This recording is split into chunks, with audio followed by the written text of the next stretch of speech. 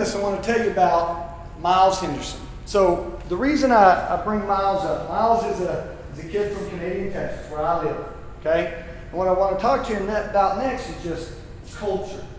And culture being what we talk about every day, the stories we tell, the atmosphere that you create in the people that are around us. You got a culture in your family, right, in your house, that you created. It ain't just there. You created that culture, right? You got a culture in your fire station. You got a culture in your classroom. All the different places you are, you got a culture. And stories make up that culture.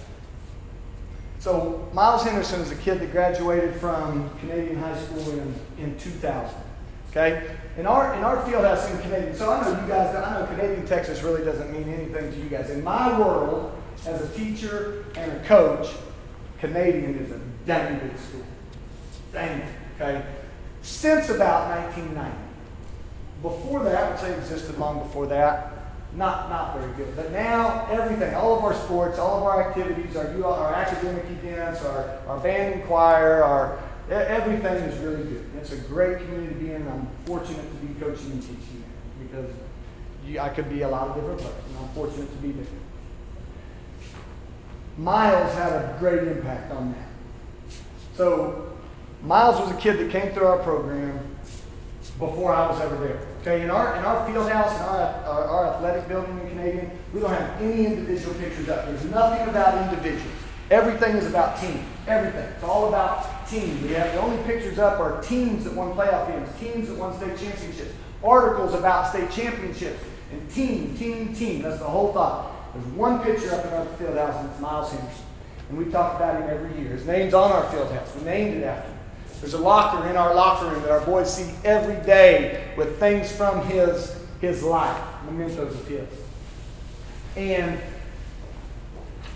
shortly after Miles' time in our program, he graduated in 2000. In 2006, Miles gave his life in Iraq defending freedoms that you and I enjoy today.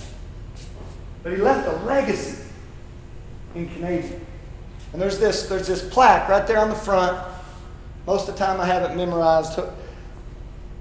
And what it says is, Miles Henderson was the embodiment of a fighting wildcat. He was honest, true, committed, and faithful, with an infectious smile and unflinching loyalty.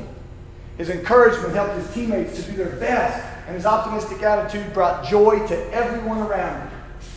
He was a dedicated member of his church and a vibrant part of the Canadian community. And here's the thing, guys. Miles never played a down of football. He was a terrible football player. Terrible. I talked to his mom the other day. We did our first, I don't know if you guys are, I'm sure you are a little bit in the fire and rescue and first and responder, the whole CrossFit industry now that's out there in training. I love CrossFit. And I love the hero workouts that they have in CrossFit. And we started one in Canadian for Miles. And I made it explicitly about teamwork. You got to have two people to do the workout. We had our first one this year. And our community came out together and did that. And I did it with Miles' mom. And my wife did it with Miles' dad.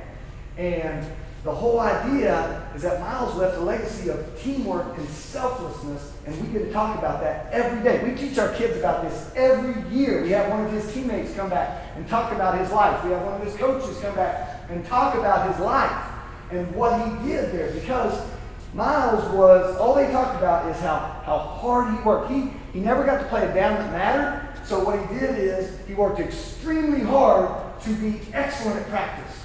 And all he ever got to do was imitate the other team, right? He was on the scout team. He got to imitate the other team. So he studied them. He watched film. He did everything he could to look exactly like them. He was a great teammate. He was carried off the field in one of his final games, and he never played a game that mattered. And all they talked about is how great of a teammate he was. And so I would just tell you that the things you talk about in your fire station, the stories you tell when you're teaching class, those things create a culture. They create the atmosphere. And every group of people is unique. You guys right here, you guys are unique, right? Every class you teach is unique. Your family is unique. Every group of people is unique. And so you got to study a little bit. You got to pay attention, right? And get a feel for who's who and what's what. And then if you're at a place where you are, like I know all you guys are, as firemen at your fire station, there's a history there. There's a history there.